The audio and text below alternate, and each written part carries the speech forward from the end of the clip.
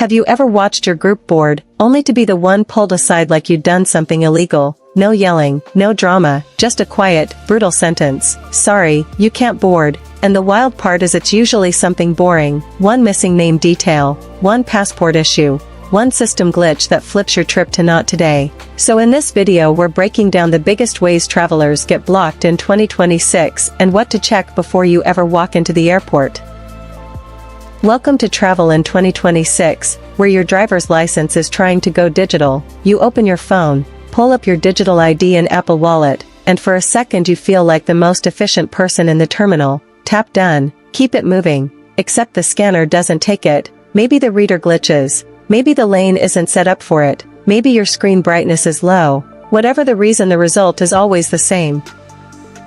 You're the person stepping to the side while the line behind you does that loud dramatic sigh that says, "We were doing so well." And that's the part nobody tells you, the line doesn't care how modern your phone is. So keep the digital ID if you like, but carry the physical one every single time, not most of the time, every time.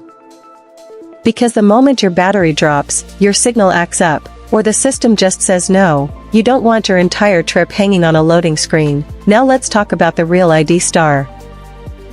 That May 2025 deadline came and went, and if your license still doesn't have that little gold star, you're basically traveling on hard mode, and starting February 2026, TSA isn't expected to keep doing the friendly reminder routine, with reports saying showing up without real ID could mean a $45 fee just to continue with alternative screening. So yeah, forgetting your ID could literally cost you dinner at the airport, and that's before you even buy the overpriced water. And if you think this is strict, take a breath, because Europe just built a digital border system that makes a TSA checkpoint feel like a quick hello.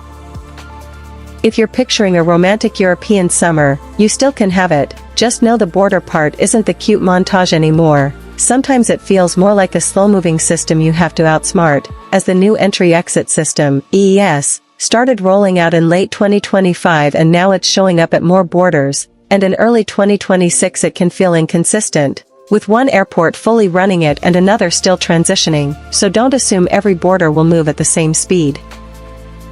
Think of it as Europe's new digital doorman, the satisfying ink stamp is fading out.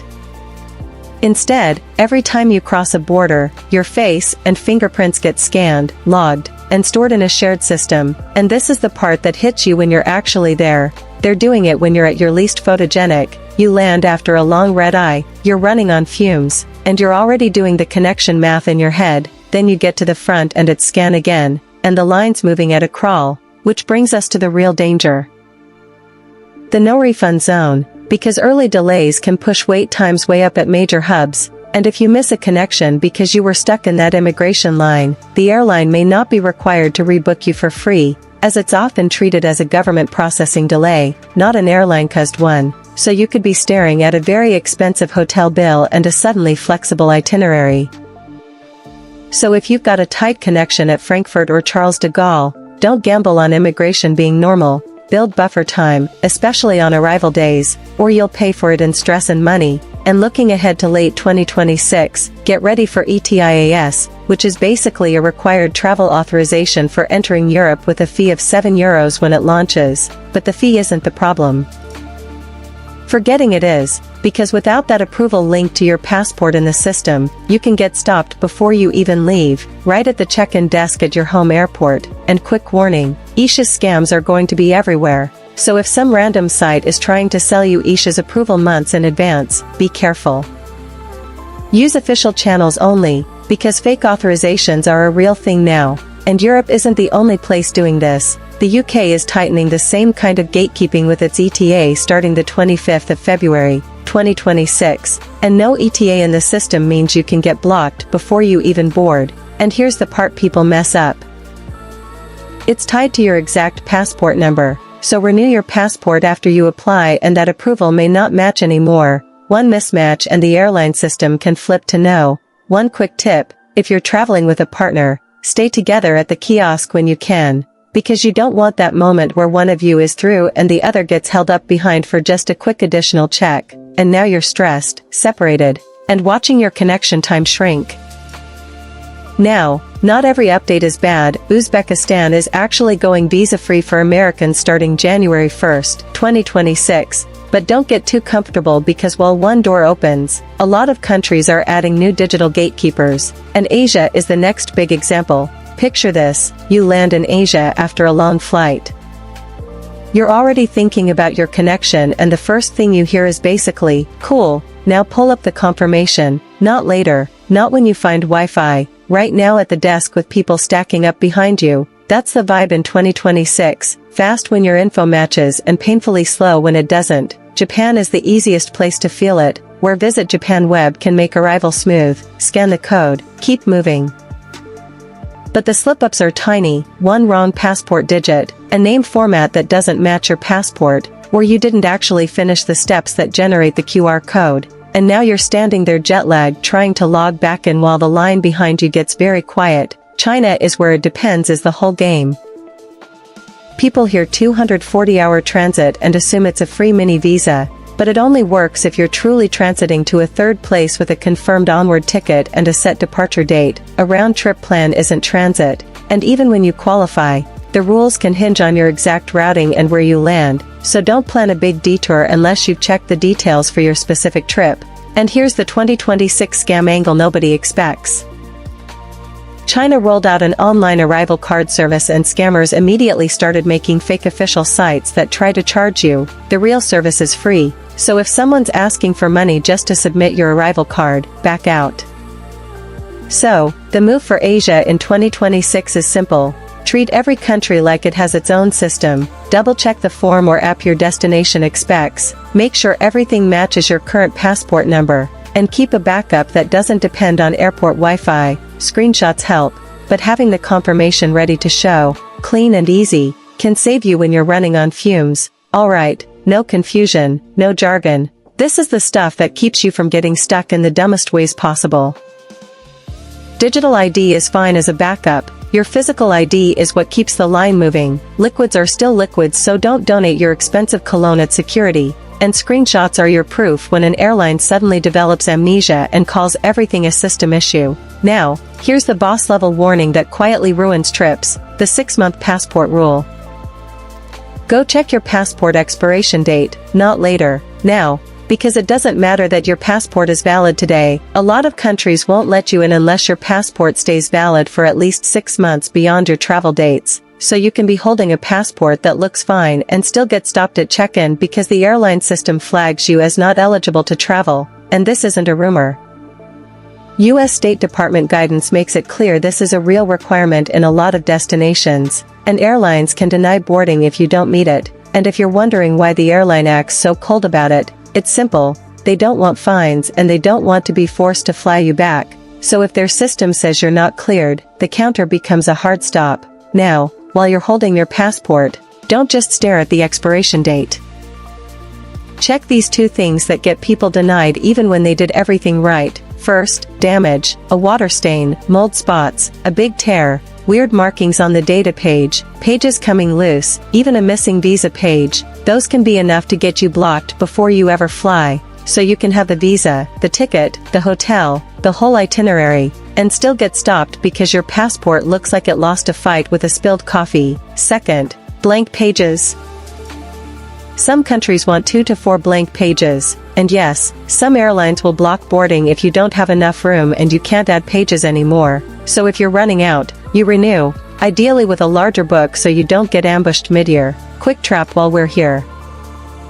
Don't confuse a passport card with a passport book, because the card can be useful in specific situations, but for international flights, it won't save you. It's the kind of "I brought my passport" moment that still gets you denied at the counter.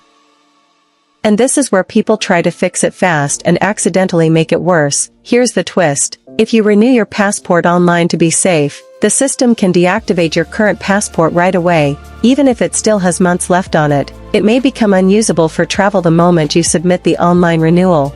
That's why the U.S. State Department warns not to use online renewal if you have international travel within the next 6 weeks. So imagine this.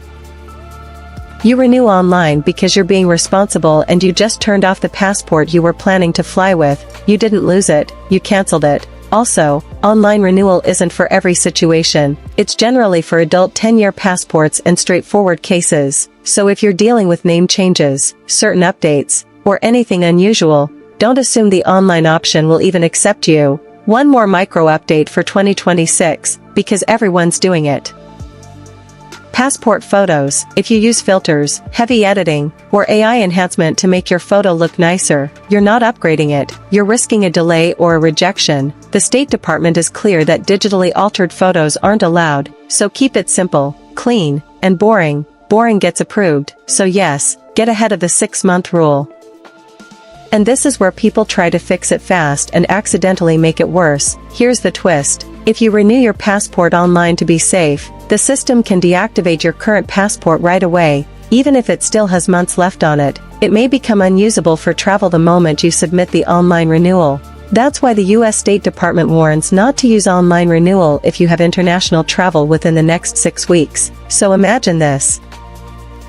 You renew online because you're being responsible and you just turned off the passport you were planning to fly with. You didn't lose it, you canceled it. Also, online renewal isn't for every situation. It's generally for adult 10-year passports and straightforward cases. So if you're dealing with name changes, certain updates, or anything unusual, don't assume the online option will even accept you. One more micro update for 2026, because everyone's doing it. Passport photos. If you use filters, heavy editing, or AI enhancement to make your photo look nicer, you're not upgrading it, you're risking a delay or a rejection. The State Department is clear that digitally altered photos aren't allowed, so keep it simple, clean, and boring. Boring gets approved, so yes, get ahead of the 6-month rule. Just don't solve it in a way that deactivates the one passport you needed for the trip.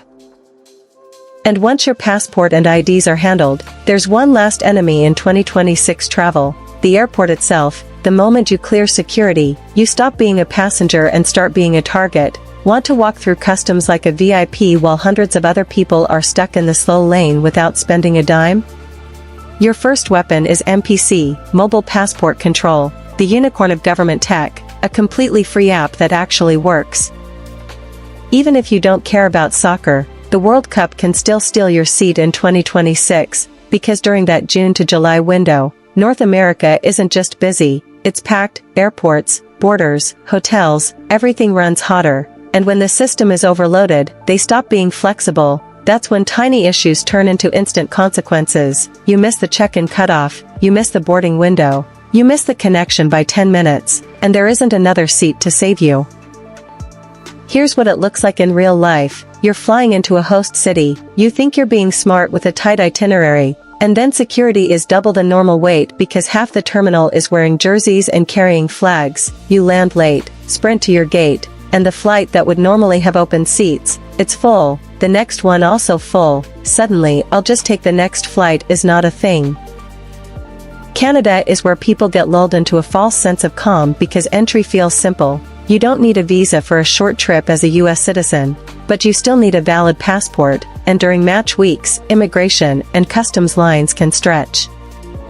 So if your plan is land, clear, connect, build buffer like your seat depends on it, because it does. Mexico is the same story. Entry itself is usually straightforward, but during the Cup, airports like Mexico City and Guadalajara become pressure cookers with more people, tighter timelines, more security, and less patience. And if you're flying, don't show up with the passport card thinking it's enough.